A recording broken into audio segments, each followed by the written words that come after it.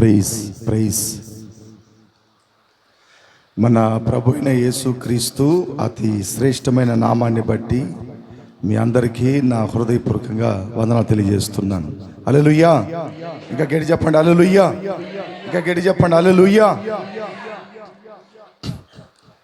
దేవుని బిడ్డలారా, నేను ఈరోజు బైబిల్లో రూత్ అనే ఒక ఆమె ఉంది. ఆమె దేవుని దగ్గరికి వెళ్ళి ఒక మాట అడుగుతుంది. ఆమె అడిగినప్పుడు ఆ మాటను బట్టి ఆయన ఆమెకిచ్చే హామీ సత్యం ఓటు పెట్టి ఇవన్నీ చెప్తున్నా. అర్థమవుతున్నాయండి మీకు? హామీ అంటే అర్థమవుతుందా? నేను ఈ 2 వర్డ్స్ యూజ్ చేసిన. హామీ అంటే అని తెలుసా? సత్యంగా అని అర్థం. సంస్కృతి లాంగ్వేజ్ హామీ. నేను హామీ చేస్తున్నాను అంటారు. నిజంగా నేను చెప్తున్నాను అంటారు. మీకు అర్థం కాలేదనే 2 విషయాలను యూజ్ చేసిన. సత్యము, ఇంకోటి ఏం చెప్పినా ఒట్టు పెడుతున్నాను అని. Okay, reason. ఆమె గురించి ఈరోజునే మనము కొన్ని విషయాలను ధ్యానం చేయబోతున్నాం. అంతే, ఆమె గురించే మొత్తం చెప్పను. ఆమె అక్కడ ఏ మాట పొందుకొనింది అన్న విషయం మాత్రమే మీకు బైబిల్ లేఖనాల్లో నుండి స్పష్టంగా కొన్ని మాటలు నేను వివరంగా మీకు చెప్తాను. మీరందరూ కూడా శ్రద్ధగా ఆలకించాలని నేను మిమ్మల్ని పదే పదే కోరుకుంటున్నాను. చూడండి, బైబిల్ లేఖనాల్లో రూతు రాసిన గ్రంథం 3వ అధ్యాయం. రూతు రాసిన గ్రంథం 3వ అధ్యాయం 11వ వాక్యాన్ని మనం చదువుకుందాము. కాబట్టి నా కుమారి, భయపడకము, నీవు చెప్పినదంతయు నీకు నేను చేసేదను. చాలు చాలు చాలు. దేవుని బిడ్డలారా, ఇక్కడ రూతు బోయాజు అనే ఒక ఆయన దగ్గరికి వెళ్ళింది. అక్కడికి వెళ్ళి తనకున్న కష్టాలన్నీ కూడా చెప్పుకోలేని ఉంటాయి మనిషికి. చిన్నపిల్లల్ని అడిగినా కూడా చెప్తారు, మీకేమ్మా కష్టం అని అంటే, రోజు హోంవర్క్ రాయాలి అంకుల్, ఎగ్జామ్కి చదువుకోవాలి అంకుల్, మంచి మార్కులు తీయాలి అంకుల్, కష్టపడి రాత్రి పగుళ్ళు చదవాలి అంకుల్ అంటారు. అంటే చిన్న పిల్లలకి కష్టాలు ఉన్నాయి, మరి పెద్దోళ్ళకి కష్టాలు ఉన్నాయి. కష్టం లేని మనిషి ఏ ఒక్కరు కూడా భూమి మీద లేరు. గనుక ఇక్కడ రూతు ఏం చేస్తుందంటే, బోయాజు అనే ఒక వ్యక్తి దగ్గరికి వెళ్ళి తనకున్న కష్టాలన్నీ ఆయనతో పంచుకుంటా ఉంది. దేవుని బిడ్డలారా, ఇక్కడ బోయాజు ఎవరంటే, మనం ఆరాధిస్తున్న జీవం కలిగిన మన దేవుడు ఆయన, మన ప్రభు ఆయన. బోయాజు ప్రభు అయిన యేసుక్రీస్తుకి గుర్తై ఉన్నాడు. ఇప్పుడు ఈమె వెళ్ళి చక్కగా అక్కడికి వెళ్ళి చక్కగా దేవుడి దగ్గర రూతు మొరపెట్టుకుంటా ఉంది. అంటే తన కష్ట నష్టాలన్నీ కూడా దేవునితో కూడా పంచుకుంటుంది, తన జీవితాన్ని షేర్ చేసుకుంటుంది. మనం కూడా చూడండి, మనం దేవుని దగ్గరికి వెళ్ళాం మన కష్ట నష్టాలు చెప్పుకోవటానికి, మనకున్న ఇబ్బందులు చెప్పుకోవటానికి, మనకున్న బాధలు చెప్పుకోవటానికి దేవుని దగ్గరికి వెళ్ళి చెప్పం. కానీ ఆడాడ కనపడుతున్న మనుషులందరి దగ్గర బోర ఓదుతాం. ఏం ఓదుతాం? బోర ఓదుతాం. మన కష్టాలన్నీ తీర్చగల దేవుడి దగ్గరికి వెళ్ళి మొరపెట్టుకుంటే ఆయన మన కష్టాలను తీర్చిపెడతాడే. కానీ ఏదో ఒక మనిషి దగ్గర చెప్తే వాళ్ళు ఏం చేస్తారు? వాళ్ళు ఏం సాయం చేస్తారు? మన కష్టాలు తీర్చిపెట్టగలుగుతారా? చెప్పుకున్నంత సాయపు మనకు నెమ్మదిగా ఉంటుందేమో, అంతేగాని మన కష్టాన్ని సరి చేయగలిగిన వాళ్ళు, మన ఇబ్బందుల్ని చక్క పెట్టగల వాళ్ళు కారు వాళ్ళు. వాక్యంలో రాయబడి ఉంది, ఆమె నేరుగా వెళ్ళి ఆయన దగ్గర మొరపెట్టుకునింది. అయ్యా, నా భర్త లేడు, మా అత్త ఒక పూట అన్నానికి కష్టపడుతుంది, దేశం కానీ దేశానికి వచ్చాను, మీ ఊరు పద్ధతులు ఏంటో నాకు తెలియదు. మా ఇల్లు పాడుపడిపోయి ఉంది, తినటానికి అన్నం లేదు. మీ పొలంలో నేను పరిగెళ్ళు ఏరుకుంటున్నాను, మీరు ఒరిగోసి కింద పడేసి ఆ గింజి మొక్కల్ని ఏరుకొని అవి ఇంటికి తీసుకెళ్ళి ఏదో వండుకొని తింటున్నాం. మా జీవితం ఇలా కాలక్షేపణ అవుతుంది. ఇలా మా పరిస్థితులు ఉన్నాయి. సరైన బట్ట లేదు, అక్కడక్కడ సినిగిపోయి ఉన్నాయి. మనుషులు చూపులు కూడా బాగలేవు. నడిచి వెళ్తుంటే మనుషుల చూపులు బాగలేవు. మేము కొత్త బట్టలు కొనుక్కోవటానికి కూడా కాస్త చిల్లి కాసు కూడా లేదు. మరి ఎంత కష్టాల్లో మేము అనుభవిస్తున్నాం నాయన. ఇంత బాధలు మాకున్నాయి. మాకెవరు నీడలేరు. ఆమెమో ముసలామి, నేనేమో యవనస్తురాలు. ఈ ఊళ్ళో ఎవరు నాకు తెలియదు. మరి మా పరిస్థితులు రేపు ఏమవుతాయో ఎలా అవుతాయో మాకు అర్థం కావట్లేదు లేదు. మేమేమైపోతామో మాకు అర్థం కావట్లేదు లేదు అయ్యా అట్లని చెప్పి ఆమె ఆయన దగ్గర మొరపెట్టుకుంటానే ఉంది. మనకు ఉద్యోగం లేకపోయినా, ఇళ్ళు లేకపోయినా, పిల్లలు పుట్టకపోయినా, మన జీవితాల్లో కష్టాల్లో ఉన్నా, మనకి ఏ సమస్యలు ఉన్నా, మన బిడ్డలు మారకపోయినా, మన ఆడపిల్లలు చెప్తే మాట వినకుండా పోయినా, మనం మొరపెట్టాల్సింది వాళ్ళ దగ్గర వీళ్ళ దగ్గర కాదు. మనం ఆరాధిస్తున్న మన దేవుని దగ్గరికి వెళ్ళి మోకాళ్ళు ఉని కన్నీళ్లతో ప్రార్థన చేస్తే, విరిగిన నలిగిన హృదయంతో ప్రార్థన చేస్తే ఆ ప్రార్థన ఖచ్చితంగా ఆయన వింటాడని వాక్యంలో రాయబడి ఉంది. చప్పలు కొట్టండి. హల్లెలూయా, హల్లెలూయా. అంటే పశ్చాత్తాపం కలిగిన వాళ్ళు ఎవరో వాళ్ళ మొరని ఆయన అన్నట్టు తోసివేయడు. పశ్చాత్తాపడే వాళ్ళని, అది ఎంత ఘోరమైన పాపి అయినా, ఎంత భయంకరమైన పాపినైనా ఆయన కన్నీళ్లు చూశాడంటే, వాళ్ళ పశ్చాత్తాపం చూశాడంటే ఆయన మనసు కరిగిపోయి దయాళుడై కృపా సంపన్నుడై వారి మీద కనిక స్వరూపుడై వారి మీద కనికరాన్ని చూపిస్తాడు. బైబిల్లో అలాంటి సందర్భాలు నేను ఎన్నో చెప్పగలుగుతాను. ఎంతోమంది ఆయన దగ్గర కన్నీళ్లతో వచ్చిన వాళ్ళు ఆనంద బాష్పాలతో తిరిగి వెళ్ళారు. అంటే ఆనంద బాష్పాలు అంటే తెలుసా? లేదా దానికి కూడా ట్రాన్స్లేషన్ చేశాను. వాళ్ళు వచ్చేటప్పుడు దుఃఖమైన కన్నీళ్లతో వచ్చారు, పోయేటప్పుడు సంతోషమైన కన్నీళ్లతో వెళ్ళారు. ద రీజన్, దేవుని బిడ్డలారా, మనం మొరపెట్టాల్సిన చోట్లలో మనం మొరపెట్టాలి. ఇవన్నీ రూతు ఆయనతో చెప్తా ఉండేటప్పుడు ఆమెతో కూడా ఆయన ఒక హామీ ఇస్తున్నాడు, ఒక సత్యం చెబుతున్నాడు. ఆమెకు ఒట్టు పెట్టి చెప్తున్నాడు. ఏమంటున్నాడంటే, ఆ మాట మరలొకసారి చదవయ్యా. కాబట్టి నా కుమారి భయపడకము, నువ్వు చెప్పినదంతయు నీకు చేసేదను. చప్పలు కొట్టండి. హల్లెలూయా, హల్లెలూయా. అంటే ఎవరు లేరని, మీ బతుకులన్నీ బండారాలైపోతాయని, దిక్కు తోచని జీవితం బతుకుతున్నారని అలా భయపడతా ఉండబాకండి. మన ప్రభు అయిన యేసయ్య రూతు దగ్గర అంటున్నాడు ఈ మాటని. ఎవరు లేరని బాధపడబాక. నాకు నీడ లేరు, తోడు లేరు, నాకు అండగా లేరు. వాస్తవమైన మాటే. మనం పెంచుకున్న మన పిల్లలు మనతో పాటు ఉంటారని చెప్పగలుగుతామండి మనం గ్యారెంటీగా. భార్య రాగానే ఎటు పరారవుతాడో తెలియదు. ఏంటంటే గ్యారెంటీకి చెప్పగలుగుతామా? మన బంధువులు కానీ, మన స్నేహితులు కానీ ద స్టాండర్డ్గా మనతో ఉంటారా? నిరంతరం మనతో కూడా ఉంటారా? ఏంటంటే నిరంతరం మనతో ఉంటారా? ఏదన్నా ఒక చిన్న కిటుకు జరిగిందిరంటే వాళ్ళు మనం దూరంగా వెళ్ళిపోతారు. The reason. అయితే ప్రభు అయిన యేసయ్య రూతు దగ్గర అంటాడు, నా కుమారి ఎవ్వరు లేరని బాధపడబాక, మరి నేనున్నా నీకు, నేనున్నా నీకు.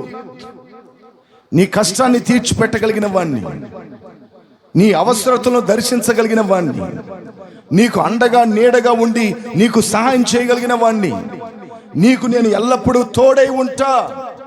కాబట్టి నువ్వు భయపడబాక, ఎవరు లేరని. అట్లని ఆమెకి ధైర్యపరుస్తున్నాడు ఆయన. ఆమెను ధైర్యపరుస్తున్నాడు. ధైర్యపరిచి ఏమంటాడంటే, ఆ లేఖనాల్లో రాయపడినట్లుగా, నీవు చెప్పినదంతయు నీకు నేను చేసేదను. నువ్వు నా దగ్గర ఏమేం చెప్పావో, ఏ కష్టాన్ని పంచుకున్నావో, ఏ బాధను పంచుకున్నావో, అవన్నీ నేనేం చేస్తానంటే నీకు నేను తీర్చి పెడతాను అంటున్నాడు. హల్లెలూయా, హల్లెలూయా. ఎంత గొప్ప దేవుడు అండి మన యేసయ్య. ఎవరంటే మనల్ని తీర్చి పెడతారు మన బాధల్ని, మన కష్టాన్ని? ఆలోచన చేయండి.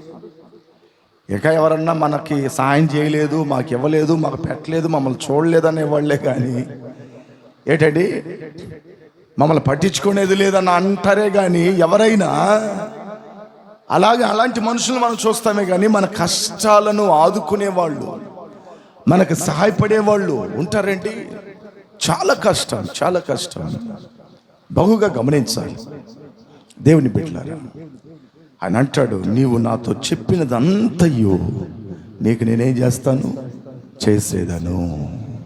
నువ్వు ఏమేం చెప్పావో, నా దగ్గర ఏమేం చెప్పావో అవన్నీ నేను నీకు చేస్తాను అంటున్నాడు. వండర్ఫుల్ అయిన గాడ్ మన దేవుడు. మనం అడిగిన అన్ని ఇవ్వగలగవాడు, మనం చెప్పిన అన్ని చేయగలవాడు, మనం అడిగే అన్ని దేవుడు మనకు దయచేస్తాడు. అలాగే దేవుని దగ్గర పొందుకున్నోళ్ళు మీరు ఉన్నారా? చేతులు ఎత్తండి. పొందుకున్నోళ్ళు 1 2 3 4. ఓకే, ఏం పొందుకున్నారో మీకే తెలియాలి ఆ విషయం. ఆయన ద్వారా మనం పొందుకోవాల్సినవి ఎన్నో ఉన్నాయి, లెక్కలేనన్ని ఉన్నాయి. ఆయన సంపదల ఘని, ఆయన మహిమైశ్వర్యం కలిగిన వాడు, ఆయన దీర్ఘాయువుడు, ఆయన సర్వాంతామి, అన్నిట్లో ఉండేవాడు, సర్వాంతామి. అంత గొప్ప దేవుడు ఆయన. కాబట్టి ఆమె దగ్గర అంటాడు, నువ్వు చెప్పిందంతా నేనేం చేస్తాను, నీకు చేస్తాను. కాబట్టి మీరు అడిగే అన్ని యేసయ్య మీకు చేయబోతున్నాడు. చప్పలు కొట్టి దేవుని మహిమపరచండి. హల్లెలూయా, హల్లెలూయా చెప్పండి, హల్లెలూయా. ఓకే, మీరు అడిగేవన్నీ ప్రభు మీకు చేయబోతున్నాడు. మీరు ఏమేమి అడుగుతున్నారో, ఏమేది మొరపెడుతున్నారో, దేని కొరకు మీరు అడుగుతున్నారో అవన్నీ కూడా దేవుడు మీకు చేయబోతున్నాడు. మత్తయి సువార్త 7వ అధ్యాయం 7వ వాక్యం.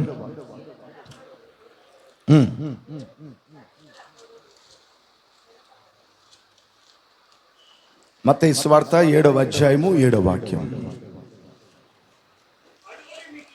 అడుగుడి మీకు ఇవ్వబడును, వెతుకుడి మీకు దొరుకును, తట్టుడి మీకు తీయబడును. చాలు. అడుగుడి మీకు ఇవ్వబడును. ప్రభు అంటాడు, అడగండి నన్ను, మీకేం కావాలో, మీకేం అవసరం ఉందో నా సన్నిధిలో మోకాళ్ళు వేయండి. మీరు లేదా మీ కుటుంబంలో మోకాళ్ళు వేయండి. ప్రత్యేకమైన ప్రార్థనలో మోకరించండి. మీరు మోకరించి మీకు ఏది కావాలో అది అడగండి అంటాడు. మనం అడగటం లేదు ఆయన సరిగా. మన గుబిలి మళ్ళినప్పుడు అడుగుకుంటాం. నాకు తెలిసి ఈ సేవ అనుభవాల్లో చాలా విషయాలు నేను నేర్చుకున్నాను. కొందరు గంగా చర్చికి రారు. ఏదన్నా ఒకటి జరిగిందనుకో, జరగకూడని కీడు ఏదైనా జరిగిందనుకో, అప్పుడు గుణం కుదిరి వస్తారు కొందరు. ఏంటంటే మీకు అర్థమవుతుందని చెప్పే లాంగ్వేజ్లన్నీ. చాలామంది బాగా చేతి నిండా డబ్బు ఉన్నప్పుడు చర్చికి రాదు. ఆ డబ్బులన్నీ ఖాళీ అయ్యి అడుక్కొని తింటాడు కదా, అప్పుడు దేవుడు కనపడతాడు వాళ్ళకి. నా సేవ అనుభవాల్లో ఇలాంటి మనుషుల్ని చాలా మంది చూశాను నేను. రోగం వచ్చేంత వరకు, రోగం వచ్చిన తర్వాత చర్చికి వస్తారు. రోగం రావాలా, యాక్సిడెంట్ జరగాల, అప్పుల పాలు అవ్వాలా, నిందల పాలు అవ్వాలా, కీడు జరగాల, ఎవరన్నా చచ్చిపోవాలి, అప్పుడు భయం పుట్టుకొస్తుంది వాళ్ళకి. ద లీజన్ మన అలవాట్లు అలాంటివి. అయితే దేవుడు అలా కాదు.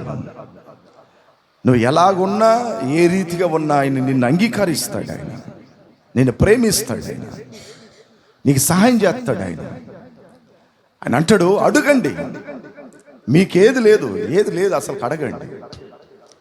మేము కూడా చూడండి, చాలా ఇంటికి వెళ్ళినామంటే మంచి కౌన్సిలింగ్ ఇస్తాం మేము. మా కౌన్సిలింగ్ అంతా ఎత్తుకున్నారంటే ఒక 5 ఏళ్ళ లోపల వాళ్ళు గొప్పోళ్ళు అయిపోతారు. నాకు తెలిసి నేను ఇచ్చే కౌన్సిలింగ్ కానీ కరెక్ట్గా కానీ పాటించిండ్రంటే, నేను చెప్పినట్లుగా 5 ఏళ్ళలో వాళ్ళు వచ్చి ఇంకొకరిని అయ్యా 100 రూపాయలు ఉంటే అయ్యా 100 అనే మాట రాకుండా ఉంటారు. మనం అలా వినేది లేదు. వాళ్ళ స్వబుద్ధి మీద ఆధారం చేసుకొని వారు సొంత ప్రయత్నాల మీదనే బతుకుతూ ఉంటారు కొందరు. దైవజనుడు చెప్పే ప్రతి మాట సత్యమైనది, అది నిజాయితీ కలిగింది. ఆ మాటలో ఎంత ఘోరమైన సంగతులు ఉంటాయి అన్నది కొందరికి తెలియదు. నేను అనుకుంటాను, మీరు ఎట్టన్నా బాగుండి, నేను మట్టుకు నా దేవుడిని కరెక్ట్గా వెంబడిస్తాను, నేను మాత్రం కరెక్ట్గా ఫాలో చేస్తాను, ఆ ఆశీర్వాదాలన్నీ కూడా నేను పొందుకుంటానే ఉంటాను. మీరు ఎట్టన్నా వెళ్ళండి, అట్లనే అనుకుంటాను నేను. ఏదంటే ఇదే మాటకే ఎవరైనా లోబడే చోట్లదా మంచి గౌరవము, ప్రేమ, అనురాగాలు ఉంటాయి కదండి. అంతేనా కదా? నేను అన్నాను, అమ్మా నీ జీతం, ఒక ఆమెకి చెప్పాను, అమ్మా నీ జీతం 8,000 రూపాయలు. ఎంత? నీ జీతం ఎంత? 8,000 రూపాయలు. నువ్వు పోయే ఇళ్ళు బాడుగ ఎంత తెలుసా? 9,000 రూపాయలు. హలో చెప్పండి, నేను చెప్తే తినండి బాగా. పాస్టర్ గారు పిల్లలందరూ చాలా అంటుంది. నేను అన్నాను, నీ జీతం ఎంత? 8,000. నువ్వు వెళ్ళే ఇళ్ళు ఎంత? 9,000. అంటే ఇంకొక 1,000 రూపాయలు సంపాదించాల ఒట్టి బాడు కట్టడానికి. మరి నువ్వు అన్నం ఎలా తింటావు? ఖర్చులకి ఎలా చేస్తావు? రోగం వస్తే హాస్పిటల్కి ఎలా చేస్తావు? ఏమన్నా విశేషాలు వస్తే చదువులు ఎట్లేస్తావు? గిఫ్ట్లు ఎట్టేస్తావు? ఒకవేళ జరగకూడదు ఇంట్లో ఏదన్నా రిపేర్లు జరిగితే దాన్ని ఎట్ట మేనేజ్ చేస్తావు? ఇట్లా అన్నీ అడుగుతుంటే అవన్నీ ఎట్టగట్ట అట్లని లాగిండ్రు. ఒకసారి ఇంటికి పోయినాను, అమ్మా ప్రార్థన చేద్దాం. అయ్యా ఒక ప్రార్థన చేయి నాయన. ఏమ్మా? బాడుగా కట్టుకోలేకపోతున్నాను అయ్యా. ఏందే మా నేను ఆ రోజు వచ్చినప్పుడు సాగదీసి మాట్లాడుతూ, అమ్మా దైవజనుడిగా నా మాటను నువ్వు అంగీకరించలేదు అని నేను మత్తులు అనుకున్నా. ఆ ముఖాన్ని అనలా, అంటే భేదాలు వస్తాయి. ద లీజన్, నేను సంపాదించే దానికంటే నేను ఎక్కువగా ఉండటం అనేది తప్పు అవుతుంది. ఈ రోజుల్లో చాలామంది అట్ట పోవటం వల్లదా, లెగ్జర్ లైఫ్కి పోవటం వల్లదా చాలామంది అప్పులు పాలయ్యేది, ఈఎంఐలు కట్టుకోలేకపోయేది, సమస్యల్లో ఇరుక్కునేది, మగలేరు లోన్ కట్టుకోలేకపోయేది, పల విధమైన సమస్యల్లోకి చిక్కుని పోతానే ఉన్నారు. ఒక ఫ్రిడ్జ్ రావాలి ఇంటికి, 1 సంవత్సరం రోజులు వెయిట్ చేయి, దానికోసం కొద్ది డబ్బులు కూడబెట్టు. 1 సంవత్సరం రోజులు, ఇన్ని సంవత్సరాలు వేస్ట్ నువ్వు వెయిట్ చేసినావు కదా, 1 సంవత్సరం వెయిట్ చేస్తే ఏమో అంత తొందర ఏంటంట. ద లీజన్ అంత తొందర ఏంటి? ఫ్రిడ్జ్ రాగానే ఏదైనా గుడ్లు పెడుతుందా? ఇంకొక పిల్లని ఏదైనా కందది. అంత తొందర ఏంటి? కొద్దిగా నిదానించి ఆలోచన చేసి దానికోసం డబ్బుని సమకూర్చుకొని ఏంటంటే నలుగురిలో బాగుండాలనుకున్నప్పుడు ఒక 4 రోజుల తర్వాత కూడా బాగుండొచ్చు, తప్పేం లేదు. ఇప్పుడు నేను ఎట్టున్నాను, రేపు నేను ఆడి కారులో వస్తే ఏం చేస్తారు మీరు? మిమ్మల్ని అడుగుతున్నా, హలో మిమ్మల్ని అడుగుతున్నా. మీరు నన్ను ఇట్లా చూశారు, మన పాస్టర్ పేదోడురా, మన పాస్టర్ పేదోడే అటనే దుడిని టక్కుని దేవుడు నన్ను హెచ్చించాడండి. నేను ఆడి కారులో వచ్చి దిగుతున్నా. ఇప్పుడు ఆ పేదరికం చెప్తారా మీరు? అది మాసిపోతుంది అట్నే. ఇప్పుడు ఏముందో ఆన్లో ఏముందో అదిదా చెప్పబడుతుంది. దానికోసం మనం ఎందుకు అంత ప్రయాసపడదు? అది వచ్చేంతవరకు వెయిట్ చేద్దామే, అది పొందుకునేంతవరకు నిదానిద్దామే, అది మనం అనుభవించేంతవరకు నిదానిద్దామే. చెప్పాను, అమ్మా నేను ముందుగానే మీకు చెప్పాను, మీ జీతం 8,000, మీరు వెళ్ళిన ఇళ్ళు 9,000, మరి కట్టుకోవటం మీకు ఇబ్బంది వస్తుందని అప్పుడే చెప్పాను. మరి మీరు నా మాట లక్ష్య. అవునయ్యా రీజన్ మనం ఎప్పుడు కూడా మనం ఏది అడిగినా దేవుని దగ్గర కరెక్ట్గా అడగాలి. కరెక్ట్గా అడిగేది మనం నేర్చుకోవాలి. అది చాలా అవసరం కూడా. బైబిల్లో రాయబడి ఉంది, అడుగుడి మీకు ఇవ్వబడును. నువ్వు దేవుణ్ణి ఏమడిగినా అది మీకు ఖచ్చితంగా ఇస్తాడు. అడుగుడి మీకు ఇవ్వబడును. దేవుని నువ్వు ఏమడిగినా ఇస్తాడు ఖచ్చితంగా. లేదని ఆ మాట రాదు ఆయనకి. మనుషులైన మీకు అది సాధ్యం కాదు, కానీ మీ దేవుడైన నాకు అది సాధ్యమే. మీకు అది అసాధ్యము, నాకు అది సాధ్యం, నా వల్ల అవుతుంది. ప్రభుని నువ్వు ఏమడిగినా అది మీకు ఇస్తాడు. ఎలాగ అడిగినా ప్రభుని ఏ రీతిగా మీరు ప్రార్థన చేసి అడిగితే దేవుడు తప్పనిసరిగా అది మీకు ఇస్తాడు. అయితే నీ దగ్గర నమ్మకంగా అడిగే అలవాటు ఉండాలి. కరెక్ట్గా అడిగే అలవాటు ఉండాలి. ఏదో ఇచ్చినప్పుడు చూసుకోవచ్చులేరా, ఇచ్చినప్పుడు చూసుకోవచ్చు, అట్ట కాకుండా దేవుని సన్నిధిలో మోకాళ్ళ ప్రార్థనలో అడుగుతూనే ఉండాలి. నేను ఇంతకుముందు మీకు ఒక స్టోరీ చెప్పిన. ఒక ఆమె వాళ్ళ ఊర్లో బస్సు రావటానికి 20 మైళ్ళు తిరుక్కొని రావాలంట. బస్సు గవర్నమెంట్ బస్సు, కొండ చుట్టుకొని. గవర్నమెంట్ వాళ్ళు అంటారు, మాకు డీజిలు వాళ్ళు జీతాలు అన్ని నష్టాలమ్మా, మీరు ఎక్కే 4-5 మందికి ఇంత పెద్ద బస్సుని మీ ఊళ్ళోకి పంపిస్తే మాకు కష్టమమ్మా, గవర్నమెంట్కి లాస్ వస్తుంది. కాబట్టి ఈ కొండ కానీ లేకపోయింది అనుకో, 4 కిలోమీటర్లో మీ ఊళ్ళోకి వచ్చేస్తుందమ్మా బండి. అట్లనే ఒక ముసలాం దగ్గర అన్నాడంట కలెక్టర్. ఆ రోజు నుంచి ఆ ముసలామ, బైబిల్లో ఒక వాక్యం ఉంది, నీకు ఆవగించంత విశ్వాసం ఉంటే ఈ పర్వతాన్ని చూసి నువ్వు వెళ్ళి సముద్రంలో పడు అంటే పడుతుందని బైబిల్లో ఉంది వాక్యం. పర్వతం పోయి పడుతుందంట సముద్రంలో, పడంటే పడుతుందంట. ఇక వెంటనే ఈమె ఆ ప్రార్థన మొదలుపెట్టింది. ఆ చర్చిలో మొదలుపెట్టి ప్రార్థన చేస్తూ ఉంది. ఆమె దగ్గర మైకి పోయినప్పుడల్లా ఈ యవనస్తులు అందరూ కిండలు చేస్తారు, ఎటకారం చేస్తారు. ఏమని, రేయ్ ఇప్పుడు చూడు, ఆ యవ్వ ఆ కొండ కోసం ప్రార్థన చేస్తుంది, ఆ యవ్వ కొండ కోసం ప్రార్థన చేస్తుంది, అది తీసేయమని. అది జరగబోయేది లేదు, ఈ ప్రార్థన ఆగేది లేదురా. అట్టని కిండలు గేలు చేసుకుంటారంట సంఘంలో.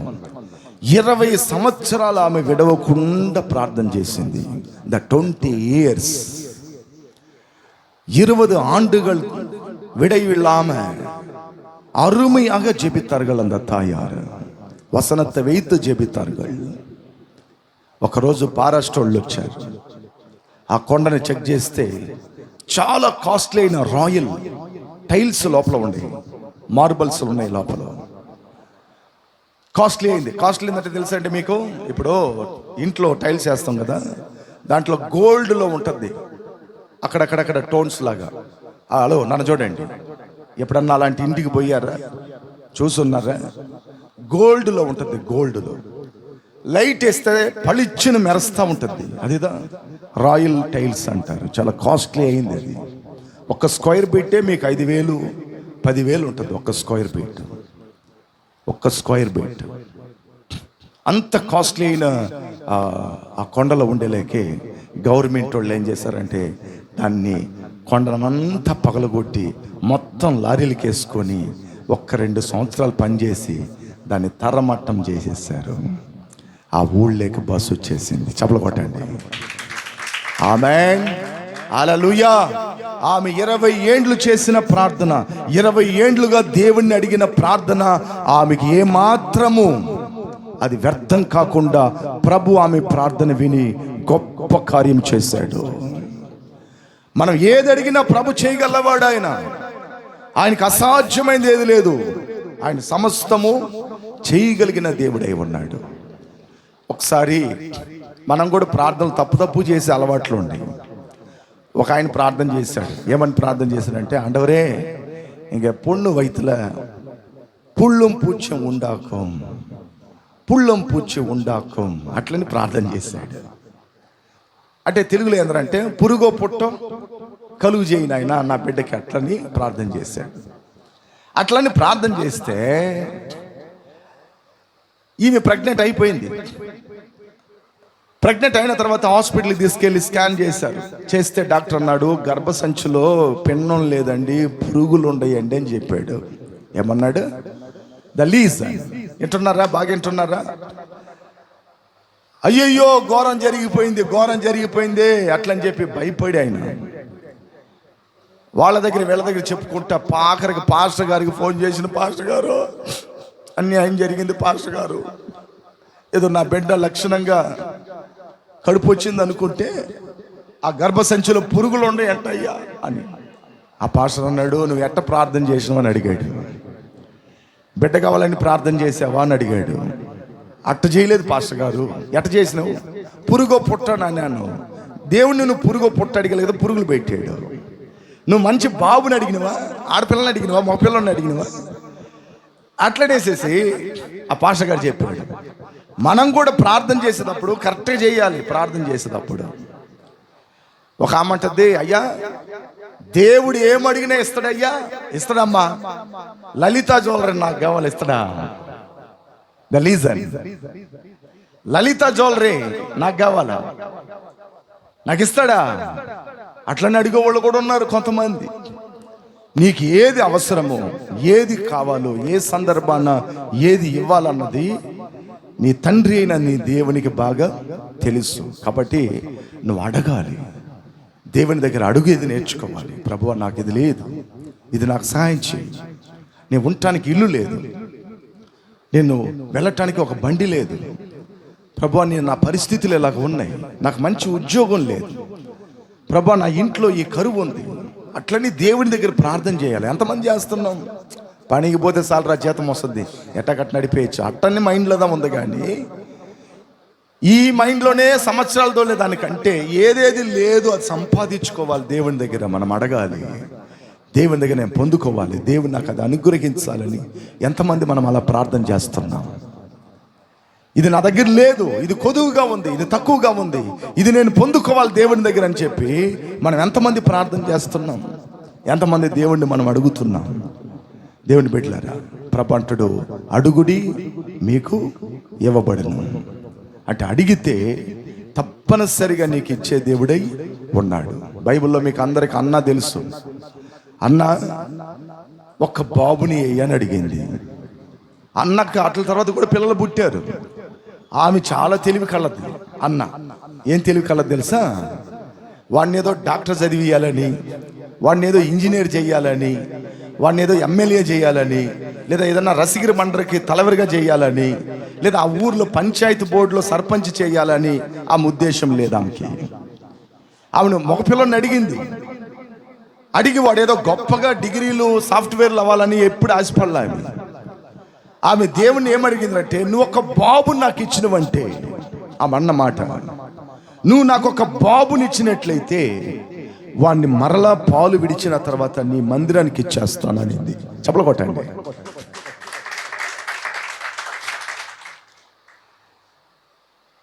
ఇదేంటండి? దేవుడు లేక లేక బిడ్డని ఇస్తే ఆ బిడ్డని ఎత్తుకొని పోయి దేవుని మందిరానికి ఇస్తుందంట. వాళ్ళ ఇంటి అని అంటాడు, నీకు తెలివి తక్కువైందనివే నువ్వు, అసలుకి ఏదో దేవుడు నీకు బాబుని ఇస్తే ఆ బిడ్డని ఎత్తుకెళ్ళి మందిరంలో పడేస్తానంటావు ఏంటి నువ్వు? అటని అడిగు కూడా ఉండొచ్చు. అయితే ఆమె నిరీక్షణ ఏమాత్రం మార్చుకోలే. కరెక్ట్గా పాలు విడిచేశాడు. ఎన్ని వయసులో ఏడుస్తారండి? ఒక 3 చెప్పండి. 2 వయసు డన్, ఓకే. 2 ఏండ్లు పిల్లోడు తీసుకెళ్ళి ఏలి మందిరంలో వదిలేసేసింది. ఆ ఏలి గారు రోజు వాడిని బొజ్జగిచ్చేది, ఆ చర్చలో పెట్టుకొని వాడికి రోజు పాలు దాపిచ్చేది, వాడు ఎటు పోకుండా ఒక దారం కట్టేది కాళ్ళకి. వాడిని అలా పెంచేశాడు ఆయన. తన పిల్లలతో పాటు తనను పెంచాడు. ఇంకా వాడికి రోజు ఈ ముసలాయిని చూస్తూ ఉన్నాడు. నాకు నచ్చిందండి సామ్యుయల్ స్టోరీ, నాకు భలే నచ్చుతుంది. రోజు ఆ ముసలాయిని చూస్తాడు. ఆ ముసలాయిని ఏమేం చేస్తున్నాడు అని. ఆ దీపాల మీద నూనె పోసేది, ఆ చర్చి బలిపీఠాన్ని దుడిసేది, ఆ చర్చిని శుభ్రంగా ఊడ్చేది, అప్పుడప్పుడు బలులు ఇచ్చేది. ఇవన్నీ రోజు చూస్తూ ఉంటాడు. చిన్నప్పటి నుండి చూస్తా ఎదిగాడు. ఈయనకి వయసు అయిపోయిన తర్వాత కళ్ళు మబ్బు వచ్చేసాయి, అంటే పొరలు గమ్ముకొని వచ్చాయి. అందువల్ల ఏది ఎట్లా ఉంది, ఏ రీతిగా ఉంది అన్నది ఈయనకి తెలియలా. ఆయన పిల్లలేమో బయట సినిమాలకి ఇచ్చలవిడిగా తిరగతా సుఖభోగంగా ఉన్నారు ఆ చర్చి పాస్టర్ పిల్లలు. ఈ సామేలు మాత్రం చిన్నోడైనప్పుడు ఈ ముసలాన్ని కనపడలేదని, తాత నువ్వు కూర్చో నేను చేస్తా, రే నీకు తెలియదురా నువ్వు చిన్నోడు రా, నువ్వు కూర్చో తాత నేను చేస్తాను అట్లని చెప్పి ఆ 7 దీపస్తంభాలు ఆరిపోకూడదు దేవుని మందిరంలో. 7 కుత్తు వెళకలు అణయకూడదు. అన్నయ్యకు అనందించన్నా అది అపవిత్రం. బైబిల్లో రాయపడి ఉంది, అది అపవిత్రం. సామేలు వెళ్ళి ఆ నూనె చిన్న టేబుల్ వేసుకొని దాని మీద పోస్తాడు. ఆ దీపాలు ఆరిపోకుండా రోజు కాపాడిండు. దేవుడు చూశాడు, నా పని మీద ఎంత శ్రద్ధ కలిగిన వాడు, నా సేవ మీద ఎంత అక్కర కలిగిన వాడు, నా మీద ఎంత ప్రేమ కలిగిన వాడు. ఆ చర్చిని శుభ్రంగా పెట్టుకుంటాడు, నీట్నెస్గా పెడతాడు, ఎక్కడెక్కడ ఏమేమి ఉండాలో కట్టే పెడతాడు. ప్రజలు వచ్చారంటే అందరికీ వందనాలు చెప్పి మచ్చటగా నిలబెడతాడు. The wonderful man. దేవుడు ఎన్ని చూశాడు.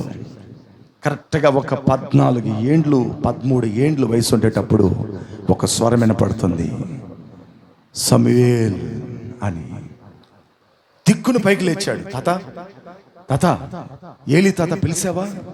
నేను పిలవలేదు నాయన, పోయి పండుకోపో అన్నాడు. మళ్ళీ సామేల్ అట్లనే మళ్ళా శబ్దం.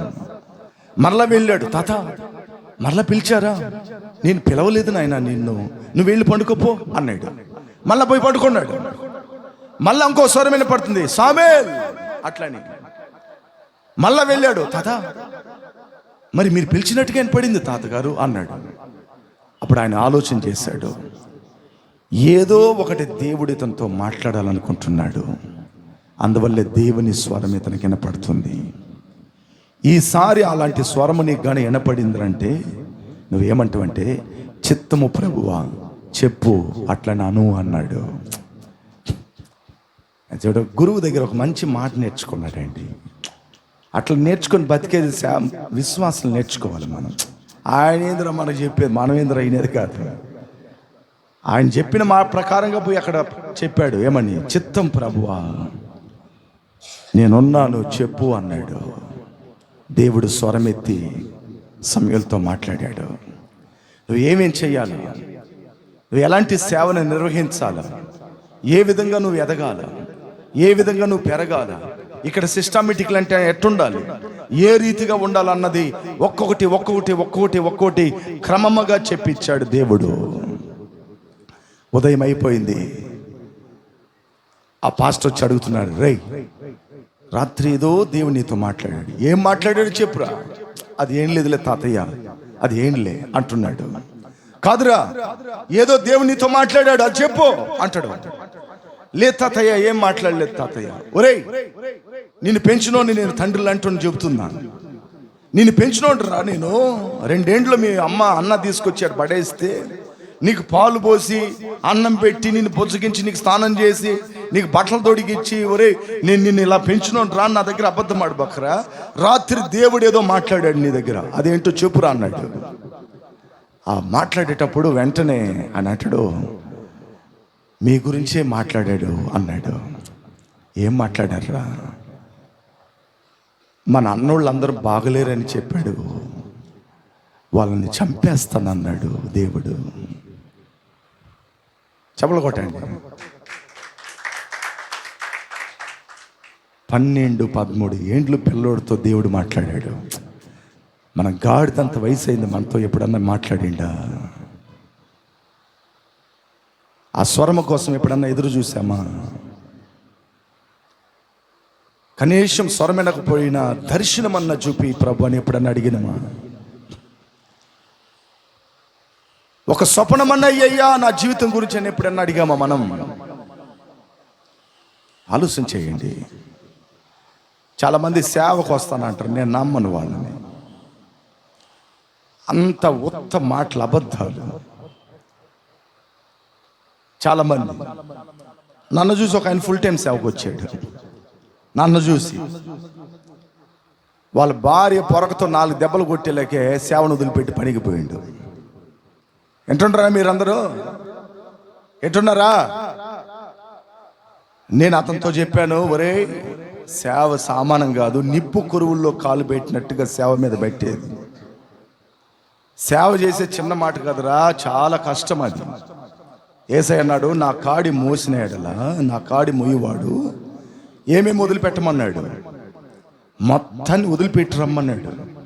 నాకు భార్య కావాలా, పిల్లలు కావాలా, ఇల్లు కావాలా, వాకిలు కావాలా, డబ్బు కావాలా, ఆస్తులు కావాలా, బంధువులు కావాలంటే సేవ చేయనవదో? సేవ చేయనవదో? అవన్నీ వదిలేసుకొని ప్రాణం పెట్టాలి. అప్పుడుదా నీ పిలుపు కరెక్ట్. దేవుడు నిన్ను పిలిచిన పిలుపు కరెక్ట్. ఇక వచ్చాడా, 4 పొరక దెబ్బలు పడిన తర్వాత 1-2 నెలల తర్వాత అడిగిన, ఏంటి ఈ మధ్యలో కనపడటం లేదు నువ్వు అన్నా. ఏం చెప్పమంటావు అన్నా, పెద్ద సమస్య జరిగింది అన్నాడు. ఏం జరిగింది అన్నా? అప్పుడు చెప్పుకొచ్చాడు సంగతులన్నీ. దేవుణ్ణి పిలవకుండా, దేవుడు చెప్పకుండా మనంతటా మనం ఏం చేసినా అది తప్పు అయిపోతుందిరా అన్నా. ఎందుకంటే ఆయన చెప్పాడంటే ఆయన కార్యాలు ఆయన చేసుకుంటాడు. నీ అంతటా నువ్వు వచ్చినవనుకో, నువ్వంతటా నువ్వు చేసినవనుకో, అవన్నీ సగంలోనే పటాక్ అయిపోతాయి. సగంలోనే పటాక్ అయిపోతుంది. ఈ మధ్యలో ఒక ఆయన నా దగ్గర ఒక మాట అన్నాడు. ఒక స్థలం కొన్నాను, ఒక గ్రౌండ్ కొన్నాను. వినాలి మీరందరూ వినాలి, అందరు వినాలి, మీరందరూ వినాలి. దయచేసి వినండి, మీ దైవజోడు నేను చెప్పిన మాట వినండి. అందరూ ఆయన దగ్గర పోయి నిలబడుకుంటారు, అయ్యా అయ్యా. ఎందుకంటే ఆయన కానుకెత్తాడు అందరికీ. మీ పాస్టర్ పాల్ డెనల్ గారు బాగా తెలుసు, ఆయనకి పరిచయము. ఏ ఒక్కరోజు ఆయన ఇంటి ముందు నిలబడలా, ఆయన ఆఫీస్ దగ్గరికి పోవాలా నేను. అందువల్ల నా మీద ఒక స్పెషల్ ప్రేమ ఆయనకి. సిటీలో ఉండే అందరు పాస్టర్లు నా దగ్గరికి వస్తారా, అయితే పాల్ డెనల్ రాడు. పాల్ డెనల్ నా ఇంటి ముందుకి రాడు, కనీసం ఆఫీస్కి కూడా రాడు. ఒక చిన్న ఫోన్ కూడా చేయడు. ఎక్కడన్నా కనపడితే అన్నా ఎట్టున్నా, వందనాలు, ప్రైజ్ లాడు అంటాడు. అంతేగాని నా దగ్గరికి రానే రాడు. అట్లాంటి ఆయనకు ఉంది మతిలో. ఇక మీద పాస్టర్లు అందరూ పోయేది అనా అనా అనా అనా అనా అని సోపేస్తా మెక్కతా ఉంటారు. ద లీజన్ ఆయన నా దగ్గర ఒక మాట అన్నాడు. ఒక స్థలం కొన్నాను, ఒక గ్రౌండ్ కొన్నాను, మందిరము కట్టాలని ఉన్నాను అన్నాడు. ఆయన వ్యాపారస్తుడు, బిజినెస్ చేసే వ్యక్తి. మందిరం కట్టాలా అన్నాడు. ఇప్పుడు ఆయనకేంది నమ్మకం అంటే, నా దగ్గర లక్షల రూపాయల డబ్బు ఉండయి, స్థలము ఉంది, అందరికి భోజనాలు పెట్టేస్తే ప్రజలు వస్తారు, ఒక చీరో ఒక ప్యాంట్ షర్టు సంవత్సరానికి ఒకసారి ఒక మొహాన్ని పడేసినామంటే వాళ్ళే సొంగు ఖర్చుకొని వస్తారు. అప్పుడప్పుడు ఏదన్నా బహుమతులు ఇచ్చి వాళ్ళ మీద ఒక సాలవలు కప్పి వాళ్ళని పొగడతా ఉన్నామంటే, హలో ఏంటంటారా, నా మాటలని ఏంటంటే బాగా ఎన్ని జరుగుతుండే ప్రపంచంలో. వీళ్ళని 4 మాటలు పొగిడినామంటే వీళ్ళు నా కాళ్ళ ముందు పడి ఉంటారు అన్ని ఆలోచనతో డబ్బుంది కట్టేద్దాం అనుకొని నా దగ్గర ఒక ఆలోచన అడిగాడు. నువ్వేమంటావు అన్నాడు. నేను చెప్పినాను, దేవుడు నీతో మాట్లాడి కట్టు అని చెప్తే కట్టు. దేవుడు మాట్లాడకుండా నీ అంతటా నువ్వు డబ్బు ఉందని చెప్పి వెళ్ళినవంటే అందరి ముందు సిగ్గుపడాల్సి వస్తుంది. ఆ సేవ సగములోనే ఆగిపోతుంది అన్నా నీకెంత ధైర్యం అన్నా ఈ మాట నాతో అనేదానికి. ఆయన అన్న మాట బాగేనాలో. ఏ పాస్టర్ కూడా ఈ మాట నా దగ్గర చెప్పలేదన్నా. అందరు నా దగ్గర అడుక్కొని పోయేవాళ్ళే. నువ్వు ఎంత ధైర్యంగా ఈ మాటను చెప్పావు నువ్వు నా దగ్గర. దేవుని దర్శనం లేకుండా ఆ పని చేయబాకన్నా. అన్నా నేను పొరాపంతో చెప్పలేదు నీ దగ్గర.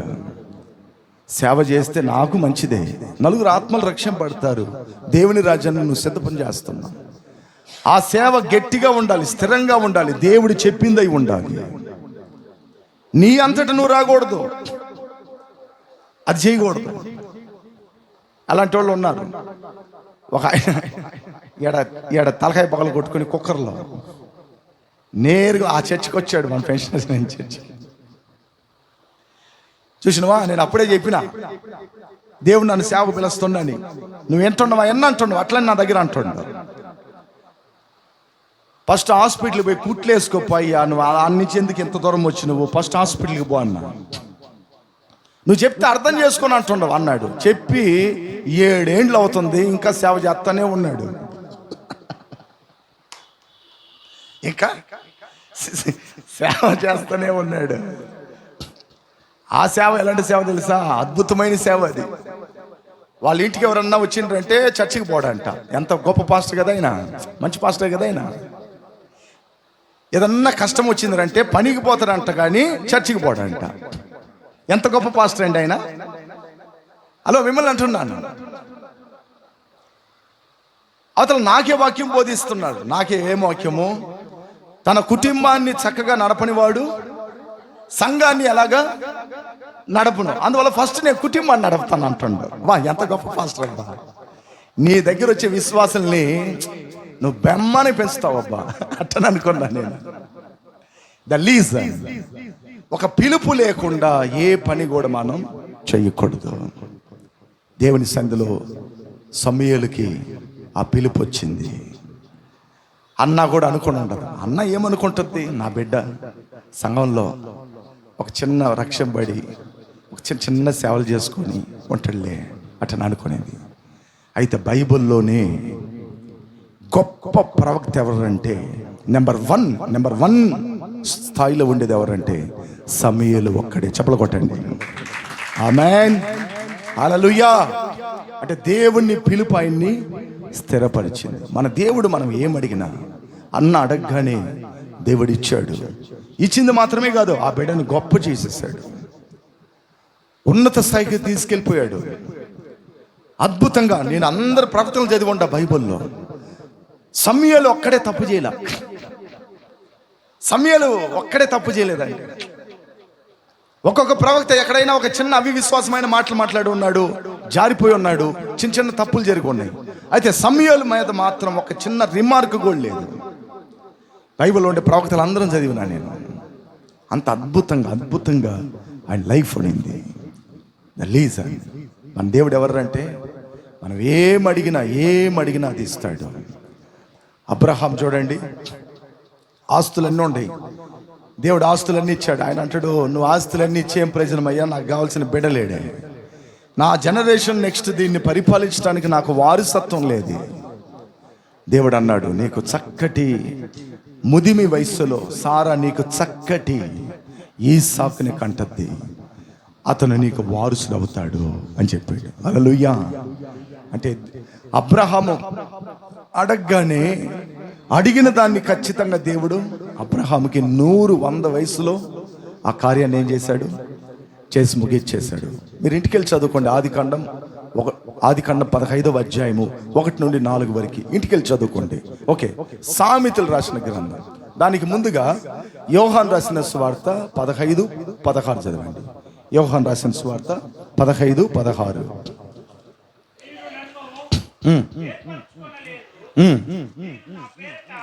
మీరు నా పేరట తండ్రిని ఏమి అడుగుదురో అది మీకు అనుగ్రహించినట్లు మీరు వెళ్ళి ఫలించుటకును మీ ఫలము నిలుచుటకును నేను మిమ్మల్ని ఏర్పరచుకొని నియమించితిని. ఇందులో రాయబడినట్లుగా మీరు నన్ను ఏర్పరచుకొనలేదు, మీరు నా పేరట తండ్రిని ఏమి అడుగుదురో అది మీకు అనుగ్రహించబడును. మనం అది అడిగేది ఏదో ప్రార్థనలో యేసయ్య నామాన్ని చెప్పి అడగాలి. చాలా మంది అది చెప్పేది, ప్రార్థన చేస్తా ఉంటారా, ప్రార్థన చేస్తా లాస్ట్లో వచ్చి యేసు నామంలో అడుగుతున్నాను తండ్రి అనే మాట రాదు. ప్రార్థన అంతా చేసి ఆమేన్ అంటారు, ఆమేన్ అంటారు. ఏందా ప్రార్థన? ఏంటంటే నువ్వు చేసిన ప్రార్థన అంతా వ్యర్థమైపోయింది. గంటన్నర చేసిన ప్రార్థన వ్యర్థమైంది. ఆఖరిలో ఒక మాట ఉచ్చరించాలా. ఆ మాట అంతా యేసయ్య ఇక్కడ చెప్తున్నాడు. ఏమంటున్నాడంటే, మీరు నన్ను ఏర్పరచుకొనలేదు కానీ మీరు నా పేరట తండ్రిని నా పేరు చెప్పి అడగండి, యేసు నామములో అడుగుతున్నామయ్యా అటని అడగండి. మీరు అట్లా అడిగినంటే నా పేరట మీరు తండ్రిని ఏమి అడుగుదురో, వాక్యంలో రాయబడినట్లుగా ఏమి అడుగుదురో అది ఆయన మీకు అనుగ్రహించును. నువ్వు ఏమైతే అడుగుతున్నావో అది దేవునికి ఇచ్చేస్తాడు. అది ఎవరి పేర్లు అడగాల? యేసయ్య పేరులో అడగాలి. యేసయ్య పేరులో అడిగేది నేర్చుకోవాలి. ఇది ఎంతమంది మనం చేస్తున్నాం ఇలాంటి ప్రార్థనల్ని? ఎంతమంది మనం అలాంటి ప్రార్థన చేస్తున్నాం? దేవుని నామమును అడిగి ప్రార్థన చేయాలి. ప్రభువా నాకు ఇది లేదు నాయన, యేసు నామంలో ప్రార్థిస్తున్నాను తండ్రి అని చెప్పాలి. కొందరు అక్కడ చెప్పేది లేదు, ప్రార్థన చేసుకుంటా వచ్చి ఆఖరిలో వచ్చి ఆమేనని వేస్తుండ్రు. అట్లా అడిగేదిలే. ఎప్పుడే తండ్రి దగ్గర కుమారుడైన యేసుక్రీస్తుని పేరు చెప్పి అడగాలి. ఎందుకంటే కుమారుడైన యేసయ్య మనకి విమోచన క్రయధనం అయ్యాడు, మన పాపముల నుంచి మమ్మల్ని విమోచించాడు. కాబట్టి ఆయన నామాన్ని మనం పెట్టుకుని ఉన్నాం, ఆయన్ని మనం ధరించి ఉన్నాం. కాబట్టి ఆయన పేరులో మనం ఏం చేయాలి? తండ్రి దగ్గర పిటిషన్ పెట్టి అడగాలి. అట్లా అడిగేది మనం ఖచ్చితంగా నేర్చుకోవాలి. సొలొమోను జ్ఞాని 2 అడుగుతాడు బైబిల్లో. సామెతలు రాసిన గ్రంథం నీతిమూలి 30వ అధికారం 7-9 వచనం వரை. సామెతలు 30వ అధ్యాయము 7 నుండి 9 వరకు. సామెతలు 30వ అధ్యాయము 7 నుండి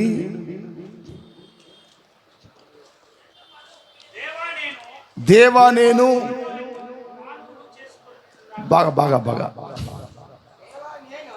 దేవా నేను నీతో 2 మనవులు చేసుకొనిచున్నాను. అంటే దేవుని 2 విషయాలు అడుగుతున్నాడంట, 2 విజ్ఞాపనలు చేస్తున్నాడంట, 2 కొరకు ప్రార్థన చేస్తున్నాడంట. 2 మనవులు అట్లా నుండి అక్కడ ఏమి రాయబడి? దేవా నేను నీతో కూడా 2 మనవులు చేసుకొనిచున్నాను. Okay, done. నేను చనిపోవక ముందు వాటిని నాకు అనుగ్రహించము. ఎంతమంది మరి ప్రార్థన చేసి ఉన్నాం? హలో, ఇక నన్ను చూడండి, ఒకరు చదవండి, ఇంక అందరు నన్ను చూడండి. మనం సత్యకు ముందుగా ఇట్ట ప్రార్థన చేస్తాం. ఎప్పుడైనా ఈ మరి ప్రార్థన మన దగ్గర ఉందా అని మనం ఆలోచన చేయాలి. ఇక్కడ చక్కగా మాట రాయపడి ఉంది. నేను అంటే వాక్యంలో రాయపడి ఉంది, నేను చనిపోక ముందు వాటి నాకు అనుగ్రహించము. దేవుని అడుగుతున్నాను, నాకు 2 కావాలి, నేను సత్యకు ముందు అది నాకు కావాలి. ఎంత వండర్ఫుల్ అయిన విషయం అండి. నేను చనిపోయేక ముందు ఆ 2 నా దగ్గర ఉండాలి అంటాడు. ఏందని చదువుదాం, కంటిన్యూ. వ్యర్థమైన వాటిని అబద్ధములను నాకు దూరముగా నుంచుము. చదువు. వ్యర్థమైన వాటిని అంటే ఏంది? ఎందుకు ప్రయోజనం లేనివి, అక్కర్లేనివి. కొందరు ఫోన్లో గంటల తరబడి మాట్లాడుతూ ఉంటారు. అదేదైనా అవసరమేనా? కొందరు మనుషులతో కూడా గంటల తరబడి మాట్లాడతారు, గంటల తరబడి ముసలమ్మ ముచ్చట్లు చేస్తారు, గంటల తరబడి వ్యర్థమైన పనులు చేస్తారు. ఏంటండి, పరమానందం శిష్యులకి పరమానందం గారు ఒక పని చెప్పాడంట. ఒరే సూది తీసుకురాండ్రా, గుడ్డ కుట్టుకోవాలి, చినిగిపోయి ఉంది డ్రెస్ అన్నాడంట. సూది తెచ్చేదానికి 12 మంది పోయిండ్రంట. ఎంతమంది పోయారు? 12 మంది పోయారంట. ఒకడు అంటాడంట నేను కొనాలా అంటాడంట. 12 మందిలో వాళ్ళ గొడవలు. గురువు గారికి నేను కొనుక్కొని పోవాలా, గొడవలు. ఇక ఆఖరిలో ఒక ఐడియాకి వచ్చారు. సరే ఎవరో ఒకరిని కొందాం, అయితే మోసుకొని పోయేదేమో 12 మంది మోసుకొని పోవాలి. ఏమన్నారు? మోసుకెళ్ళేటప్పుడు మటుకు 12 మంది మోసుకెళ్ళాలా అనుకున్నారంట.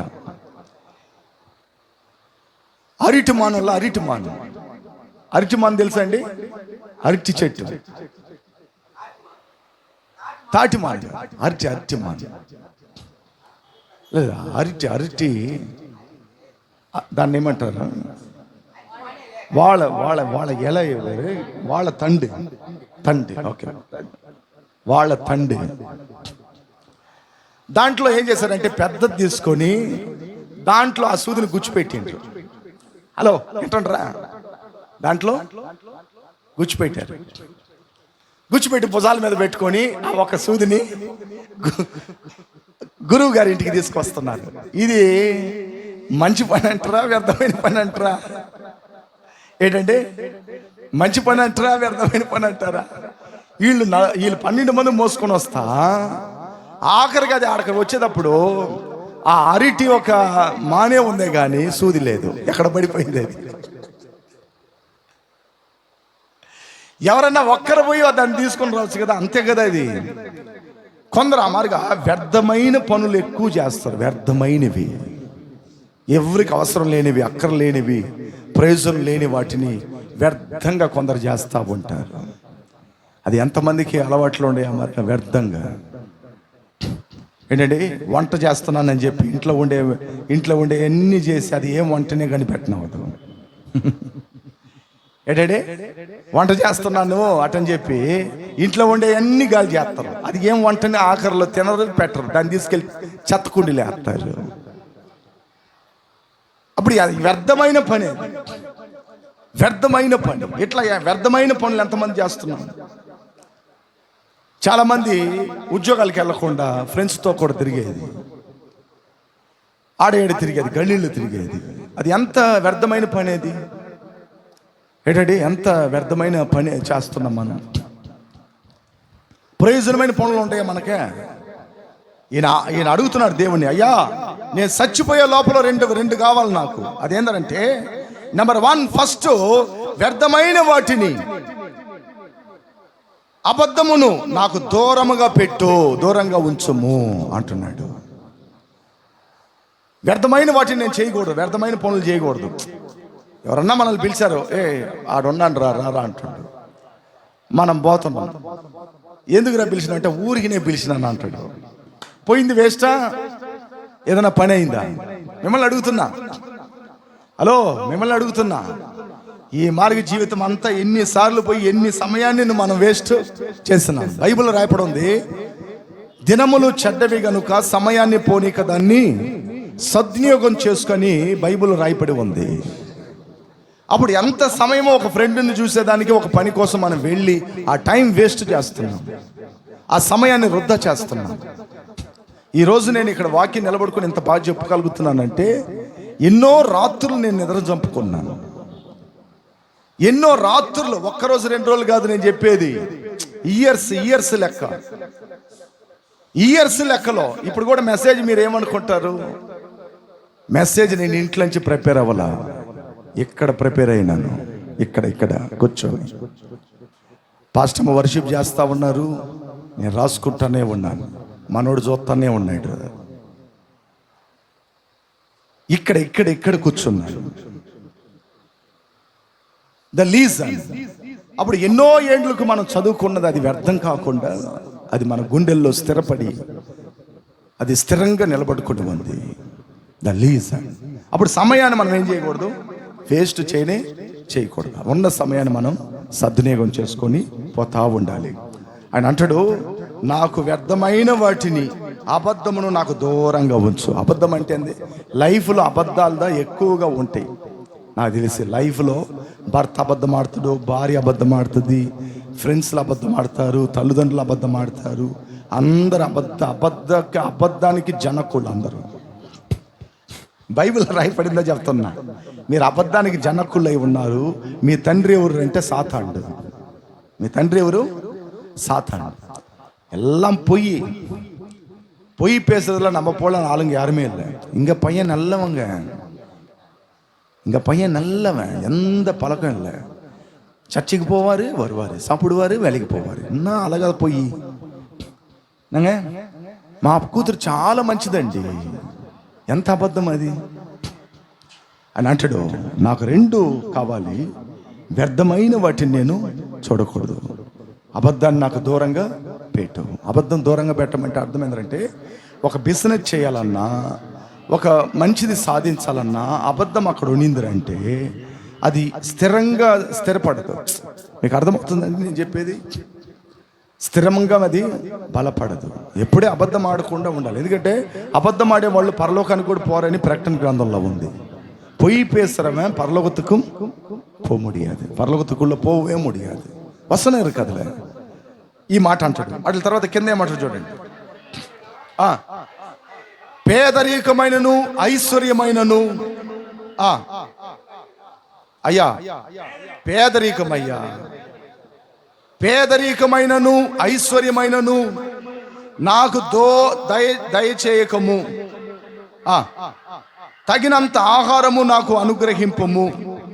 ఎక్కువైన ఎడల నేను కడుపు నిండిన వాడై నిన్ను విసర్జించి యెహోవా ఎవడని అందునేమో, లేక పేదవాడినై దొంగతనం చేసి నా దేవుని నామానికి నేను దోషణ తెస్తానేమో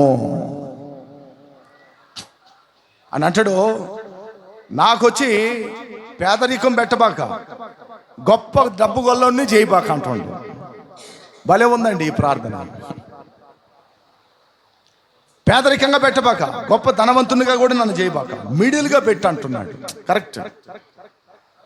ఎప్పుడు మిడిల్గా ఉంటుందా? కరెక్ట్గా ఉంటుంది. 2 పటాలు ఉంటేదా ట్రైన్ పోతుంది, 2 చక్రాలు ఉంటేదా కారు పోతుంది. అట్లా మిడిల్గా ఉండాలి. ఎప్పుడు మిడిల్ బ్యాలెన్స్ ఉండాలి ఎప్పుడు కూడా మన లైఫ్లో.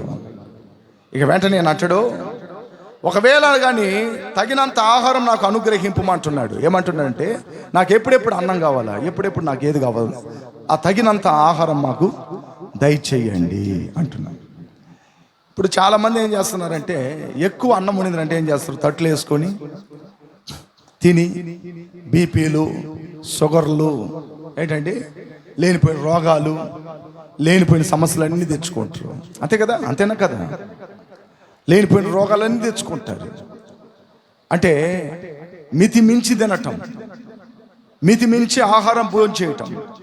వాక్యంలో తగినంత ఆహారం నాకు అనుగ్రహింపము, ఎక్కువైన ఎడల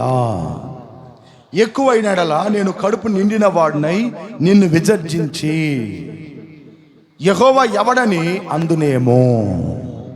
అంటే దేవుని కూడా దూషించేస్తామంట. పొట్ట నిండింది అంటే ఇంకేం దేవుడు లేరా పోరా అంటాం. ఒక సంగతి చెప్తాను మీకు, చెప్పి ముగిస్తాను. ఒక పాస్టర్ గారు ఆల్ నైట్ ప్రేయర్ కోసము ఒక పాస్టర్ గారు పిలిచాడు. ఆల్ నైట్ ప్రేయర్ అంటే తెలుసా అండి? రాత్రి ప్రార్థన పిలిచాడు. పాపం సేవకుడు చాలా దూరం నుంచి వస్తున్నాడు. ఆయనకి సంగటి మాంసము చాలా ఇష్టము. ఒక పెడికిడి పెట్టి బాగా తిని 1 గంట సేపు విశ్రాంతి తీసుకొని 12 గంటల కరెక్ట్గా వాక్యం ఇద్దాం, 1 గంటకు ముగ్గెత్తాడు అని చెప్పి ఎంతో ఆశతో ఆ సంగటి మాంసం చేసి పెట్టాడు. ఆ పాస్టర్ రాగానే కడుపార తిన్నాడు. తిని ఒక మాట అన్నాడు, నేను అంతలోకి విన్నపాలు నడిపిస్తూ ఉంటాను, వర్షిప్ నడిపిస్తూ ఉంటాను, కరెక్ట్గా 12 గంటలకు పిలుస్తాను నేను, ఇక నువ్వు వచ్చి వాక్యం చెప్పాను, అంతవరకు రెస్ట్ ఎత్తుకో రూమ్లో అన్నాడు. ఇక ఈయన సంగటి తినగానే మత్తెక్కిపోయింది ఒళ్ళంతా, బాగా మత్తెక్కిపోయి బాగా నిద్రలోకి వెళ్ళిపోయాడు. గాఢ నిద్ర. ఒక పిల్లోని పంపించాడు పాస్టర్ గారు. ఒరే ఆ పాస్టర్ రూమ్లో ఉంటాడు, పిలుచుకురండి. పిల్లపోయి సార్ మా పాస్టర్ గారు పిలుస్తున్నాడు, రే పరా అంటున్నాడు. ఏమంటాడు? పరా అని. ఇక అడ్ల తర్వాత ఈ పిల్లోడు పోయి ఆయన తరుముకుంటుంటాడు, సార్ నన్నని. ఇక ఆ పాస్టరే దిగిపోయి ఏంటయ్యా టైం అయిందిరా పోదాం అన్నాడు. ఆయన ఏమన్నాడు తెలుసా? నువ్వే చెప్పుకో వాక్యము, నాకు నిద్ర వస్తుందని. ఏమనిండు? నువ్వే చెప్పుకో, నాకు నిద్ర వస్తుంది అన్నాడు. వాక్యం చెప్పేదానికి పోయినాడు. ఆ రాత్రి నిద్రపోయి తెల్లారుజామున కానుక తీసుకొని పోతాడు. ఇంకా ఆ పాస్టర్ పిలుస్తారండి, రెండోసారి పిలుస్తారండి. అంటే కడుపు నిండితే దేవుని కూడా మనం ఏం చేస్తాం? విసర్జిస్తాం. మేము కూడా చూడండి ఈ యూపీఎస్ నడుపుతా ఉంటామా, పిల్లల దగ్గర చెప్తాం, రే తక్కువ తినండిరా అంటాం మేము. పెన్షనర్స్ లైన్ 100 మంది పిల్లలు ఉంటారు, బయట గుడిసేస్తాం, టెంట్ వేస్తాం. రే తక్కువ తినండిరా, మళ్ళీ మీరు ఆడాలా, డాన్స్ ఆడాలా, ఉదయం నుంచి ఎగిరి అలసిపోయిండ్రు. చెప్తాను, రే అందరు తక్కువ తినండి రా అంట. పాస్టర్ నెమ్మది కూడా తినేయని అంటుండ్రా. నాకు తెలుసు నీ స్వభావం ఏందని. నువ్వు తిన్నివంటే వారం కడతావు, సేవ ఇక్కడ ఆగిపోతుంది. నీ స్వభావం ఏందో నాకు తెలుసు, కాబట్టి తక్కువ తినరా అంట. పాపం పిల్లలు అట్లా తినేవాళ్ళు. అంటే ఎక్కువ ఉండదులేండి అక్కడ, ఎందుకంటే మన పిల్లలు చెప్పాల్సిన అవసరమా? 100 మంది పిల్లలు కదా, వాళ్ళు పిడుగులు. వాళ్ళు అంత తినిగా అంత మిగిలిచి ఉంటారు. ఈ అంతే వీళ్ళందరూ షేర్ చేసుకుని తినాల. మళ్ళా నేను డబ్బులు ఇచ్చేంత కొనియేవాడు మళ్ళా, ఎందుకంటే నా దగ్గర అంత పైసలు లేవు. నేనే సేవ కష్టంలో చేస్తున్నా. ఇప్పుడు నేనే ఆడి వీళ్ళకి హోటల్ నుంచి తెచ్చిపెట్టేది. కావాలంటే మీరు పెడితే నేను తిని పోయేది తట్టుకోండి నా పరిస్థితులు. అప్పుడు మరి నేను ఎలా చేయను అని సైలెంట్గా ఊడిపోతా. పిల్లలు నా ముఖం చూడటమో గిన్నెని చూడటం, నా ముఖం చూడటం గిన్నెని చూడటం. ఎందుకంటే అక్కడ అంతే ఉంది ఇడ్లీ సైజులో. అదేం సరిపోతుంది, నేను గమ్ముని కండుకోకుండా ఉంటా. ఎందుకు చెప్పా?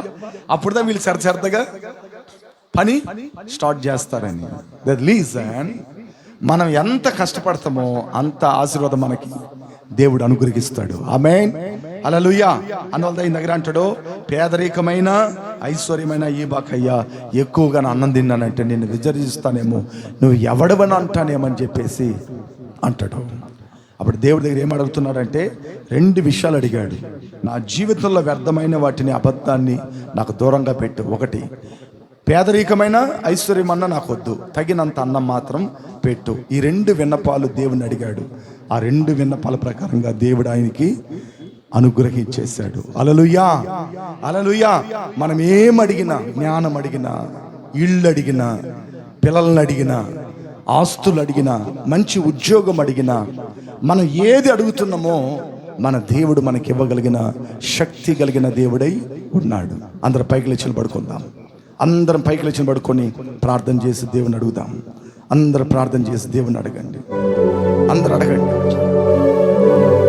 అందరూ అడగండి. మీకు ఏం కావాలో దేవుణ్ణి అడగండి. ఈ వాక్యం ద్వారా దేవుడు నీతో మాట్లాడాడు. రూతుతో దేవుడు అంటున్నాడు, నా కుమారి ఎవరు లేరని భయపడబాక, నేనున్నా. నువ్వు నాతో చెప్పిందంతా నేను నీకు చేస్తాను. నువ్వు ఏ కష్టాన్ని నా దగ్గర పంచుకున్నావో, ఏ ఇబ్బందులు అయితే పంచుకున్నావో, ఏదైతే నువ్వు నా దగ్గర అడిగావో అది నేను నీకు చేస్తాను, నేను నీకు చేస్తాను అని మాట హామీ ఇచ్చాడు దేవుడు. అది చేసి జరిగించి రూతుని దేవుడు నిలబెట్టాడు. ఈరోజు నీకు అదే హామీ దేవుడు ఇవ్వబోతున్నాడు. ప్రభుని అడుగు, నీకేం కావాలో నోటు తెరిసాడు. నీ దగ్గర ఏది తక్కువగా ఉంది, ఏది ఇంకా లేకుండా ఉంది, దాన్ని అడుగు. దేవుని అడుగు, దేవుని బ్రతులను అడుగు, దేవుని దగ్గర అడుగు, మొరపెట్టు, దేవుని సన్నిధిలో ప్రార్థన చేయి. నా ప్రభు నీకు ఇవ్వగల దేవుడు ఆయన. అడుగుడి మీకు ఇవ్వబడను అన్నాడు. నువ్వు అడిగితే నీకు ఇస్తాడు ఆయన. నా పేరట తండ్రిని మీరు ఏమడిగినా దాన్ని మీకు అనుగ్రహిస్తాడు అన్నాడు. ఆయన పేరట్లో అడిగితే ఆయన ఖచ్చితంగా నీకు ఇచ్చేది. దేవుని అడగండి, అడగండి. ప్రభు నాకు ఇది నా దగ్గర లేదు ప్రభు, నువ్వు అనుగ్రహించు నాయన. ఒక్కసారి నన్ను జ్ఞాపకం చేసుకో ప్రభు, ఇది నాకు దయచేయ్యా, ఇది నా దగ్గర తక్కువగా ఉంది ప్రభు, ఇది నేను పొందుకోవాలి, ఇది నేను అనుభవించాలి, నువ్వు నాకు దయచేయి నాయన అని దేవుని అడుగు. దేవుని బ్రతుకుల్లో అడుగు, దేవుని దగ్గర ప్రార్థన చేయి.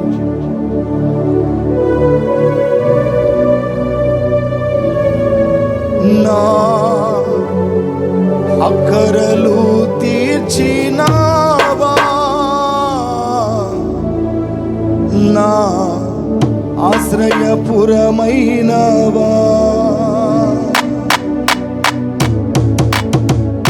సర్వాంగ సుందర సద్గుణ శేఖర యేసయ్యా, నిన్ను సియోనులో చూచేదా, పరవశించి పాడుచు పరవళ్ళు త్రోక్కెదా, పరవశించి పాడుచు పరవళ్ళు త్రోక్కెదా. నా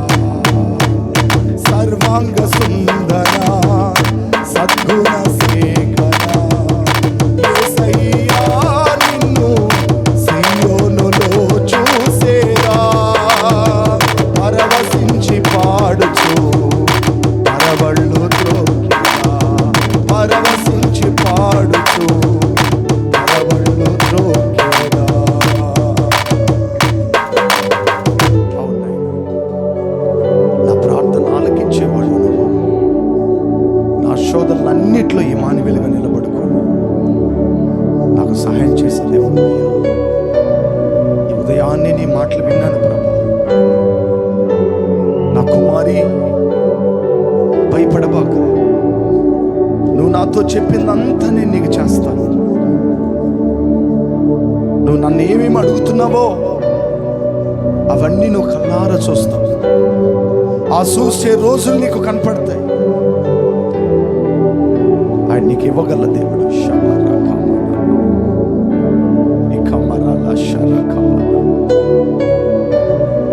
ప్రభుని అడిగే ప్రతిదీ మీకు ప్రభు దయచేయబోతున్నాడు. నజరుడైన యేసుక్రీస్తు నామములో ప్రార్థిస్తున్నాను తండ్రి, ఆమేన్, ఆమేన్.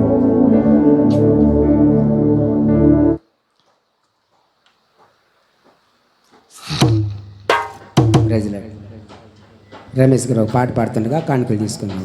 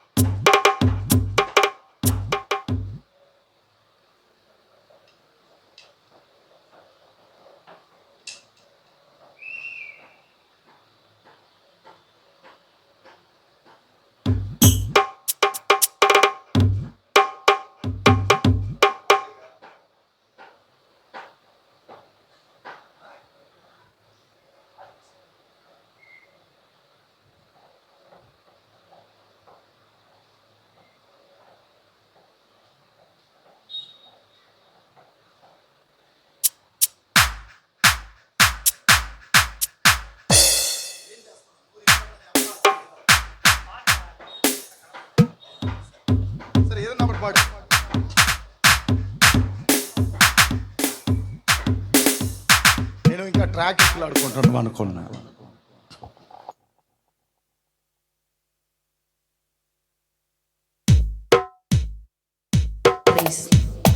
సర్వంగ సుందర సద్గుణ శేఖర యేసయ్యా నిన్ను సియోనులో చూచేదా, పరవశించి పాడుచు పరవెళ్ళతోకెదా, పరవశించి పాడుచు పరవెళ్ళతోకెదా.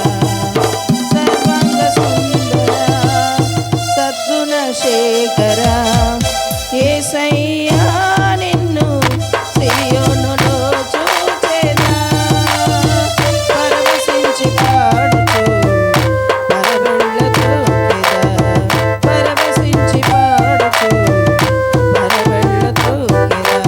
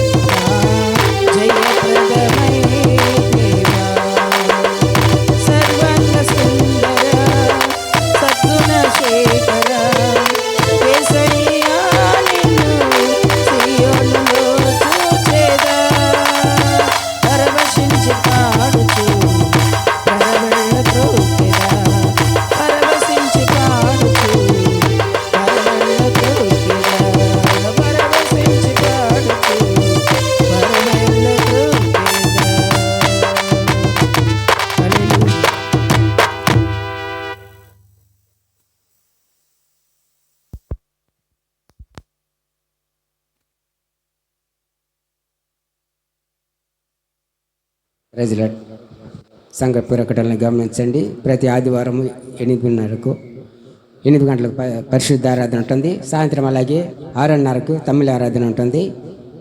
ప్రతి నెల 2వ బుధవారంలో స్త్రీల మీటింగ్ ఉంటుంది.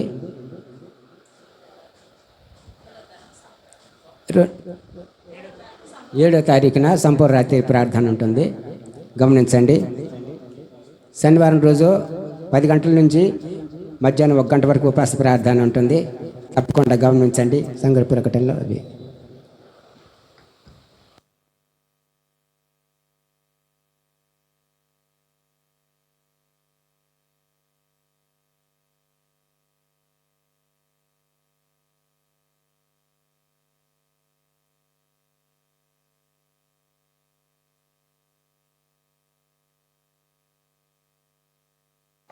ప్రైజ్.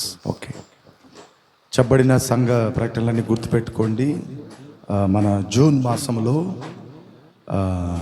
తహానగర మందిరం కట్టాలని మేము ఉద్దేశించాము, ఈ ఎండలంతా పోయిన తర్వాత. కాబట్టి దాని కొరకు మీ వ్యక్తిగతమైన ప్రార్థనలో రోజు ఒక 2 నిమిషాలు ప్రార్థన చేయండి. ఆ మందిరం పనులు చక్కగా దేవుడు జరిగించాలని, చక్కగా దేవుడు అవన్నీ చేయాలని మీరు మీ వ్యక్తిగతమైన ప్రార్థనలో జ్ఞాపకం పెట్టుకోండి. ఎందుకంటే నేను మధ్యలో అడుగుతా, అనౌన్స్మెంట్ చెప్తున్నానంటే ఎవరెవరు ప్రార్థన చేస్తున్నారని అడుగుతా. అడిగింది కాకుండా ఇంకోటి కూడా చెప్తా. నేను ఎట్ట ప్రార్థన చేసినా ఒక్కొక్క చెయ్యి అంట టక్కున, అప్పుడు తెలిసిపోతుంది నువ్వు ఎట్ట చేసినావు అన్నది. ఓకే, చేసింది కరెక్టా లేదని తెలిసిపోతుంది. కాబట్టి దయచేసి రోజు 1 నిమిషం తహనగరం కోసం, ప్రభువా ఆ మందిరాన్ని మీరు కట్టించేయండి అయ్యా, స్తోత్రం, ఆమేన్. ఇక్కడ చెప్తే చాలు, పెద్దగా ఏమీ మీరు చెప్పాల్సిన అవసరం లేదు. కాబట్టి అలాగ ప్రార్థన చేయాలని మిమ్మల్ని కోరుకుంటున్నాను. సాయంత్రం మనకి ఎప్పటాల మామూలుగా ప్రేయర్ ఉంటుంది, దాంట్లో పాల్గొనండి మర్చిపోకుండా. ఇంటి కోటాలు నెక్స్ట్ వీక్ పెట్టుకుందాం. నాకు రేపు మార్నింగ్ ఒక పాస్టర్స్ మీటింగ్ ఫెలోషిప్లో వర్షిప్ ఉంది. అక్కడ నుంచి ఎన్నింటికి వస్తానో తెలియదు నాకు. అందువల్ల ఈరోజు మార్నింగ్ నాకు ఫీవర్, భయంకరమైన ఫీవర్ ఉదయాన. అందువల్ల నేను లేటుకి వచ్చాను. నా వల్ల లెగవనలేదు. స్నానం చేసేటప్పుడు కూడా నాకు వణుకొచ్చింది. ఇప్పుడు కూడా తల ఈ సైడ్ అంతా పెయిన్ ఉంది, భయంకరమైన పెయిన్ ఉంది. ఆ పెయిన్లో కూడా దేవుని మాటలు నేను మీకు అందించిన. అర్థమైందా? ఓకే, అంటే కోల్డ్ అయింది ఎండకి. మజ్జిగ ఈ తాగి బాగా ఈ ఎండకి ఎండబెట్టి అంటారా ఆ మరి అనుకోండి, తిరుగుతూ ఉన్నాను మధ్యలో నేను. కాబట్టి నా కొరకు కూడా మీరు ఖచ్చితంగా ప్రేయర్ చేసుకోండి. రేపు నేను పట్టాభ్రామ్లో ఒక ఫాస్టర్ ఫెలోషిప్ ఉంది, అక్కడికి వెళ్ళి స్తుతి ఆరాధన నడిపించాలి. కాబట్టి అది జ్ఞాపకం పెట్టుకోండి. ఇంటి కోటాలు మేము మీకు నెక్స్ట్ వీక్ మేము చెప్తాము. ఆ 2 వారాల్లోనే అన్ని కుటుంబాలు దర్శించేటట్టుగా మనం ఏర్పాటు చేద్దాం. Okay, done. అందరం తలలో ఉంచుదాం. ఇంకేమైనా సంఘ ప్రకటనలు ఉన్నాయా? ఏదైనా చెప్పాల్సినవి ఏమైనా ఉన్నాయా? ఓకే. ప్రేమ స్వరూపి అయిన మా తండ్రి, మీ ఘనమైన నామాన్ని బట్టి మీకు స్తోత్రాలు నాయన. ఈ పరిశుద్ధ ఆరాధనలో మీరు ఉండి, ప్రతి స్తుతి ఆరాధనలో మీరు ఒక్కొక్కరిని నింపి, మీ వాక్యం ద్వారా ప్రతి బిడ్డ గుండెను మీరు నింపిన దాన్ని బట్టి మీకు స్తోత్రాలు. ప్రభువా, ఈ యొక్క ఆరాధన మీరు ఆశీర్వదించి పరిశుద్ధపరచండి. మరి చాలామంది రాలేకపోయారు, అందరూ ఊళ్ళకి వెళ్ళి ఉన్నారు. కాబట్టి మరొక తరుణాన కలుసుకునే దానికి మీ కృపను అనుగ్రహించండి. కానుకలేసిన ప్రతి హస్తాలను మీరు దీవించండి నాయన, 2 మీరు దయచేయండి. సాయంత్రం జరుగుతున్న ప్రార్థన మీరు దీవించండి. ఈ యొక్క మందిరము బ్రాంచ్ చర్చి తహానగరం కట్టుకునే దానికి మీ కృపను మాకు ఇవ్వండి. అనేక హృదయాలు తెరవండి. మీ పనులు కొనసాగించుకోండి నాయన. మీ సన్నిధిలో మేము ప్రార్థన చేస్తున్నాం. అదేవిధంగా నాయన, నా కుమారి భయపడబాక, నువ్వు చెప్పిందంతా నేను నీకు చేస్తానన్న దేవుడికి, అట్లా నీ బిడ్డలకు ఏదైతే అడిగారు నీ మందిరంలో, నీ ప్రార్థన మందిరంలో ఏదైతే నీ దగ్గర బ్రతిమలు ఆడుకున్నారో అవన్నీ మీరు అనుగ్రహించమని మీ సన్నిధిలో నేను బ్రతిమలు ఆడుకుంటున్నాను. మీ కృప ద్వారా నీ బిడ్డల్ని ఆశీర్వదించండి, మీరు దీవించండి, కృప ద్వారా నింపండి. నీరు కట్టిన తోట వలె ఎల్లప్పుడూ ఫలించే మొక్కలుగా మీరు మార్చండి. గొప్పైన కార్యాలు మీరు చేయండి. ప్రతి సేవలు, ప్రతి పరిచయలు మీకు అప్పగించుకుంటూ, విశ్వాసుల కుటుంబాలను మీకు అప్పగించుకుంటూ, ఎవరెవరు అనారోగ్యంగా ఉన్నారో వారందరినీ స్వస్థపరచండి. రానే ఉంటున్న మే మాసంలో వివాహాలు ఏర్పాటు చేసుకున్న బిడ్డల కుటుంబాలు కూడా మీరు దీవించండి. ఆశీర్వదించండి, గొప్ప అద్భుత మేలు చేయమని నజరుడైన యేసుక్రీస్తు నామంలో ప్రార్థిస్తున్నాను తండ్రి, ఆమేన్. నా ప్రాణమా యెహోవాను సంతించు, నా తన సమస్తమైన పరిశుద్ధాన్ని సంతించు. నా ప్రాణమా యెహోవాను సంతించు, ఆయన చేసిన ఉపకారములను దేనిని మరవకు. ఆమేన్. మన తండ్రి అయిన దేవుని ప్రేమ, మన ప్రభు అయిన యేసుక్రీస్తు కృప, పరిశుద్ధాత్ముని అన్యోన్య సహవాసం మనతో కూడా పరిశుద్ధులతో కూడా సదాకాలము తోడై ఉండును గాక. ఆమేన్. హల్లెలూయా, హల్లెలూయా. వందనాలు.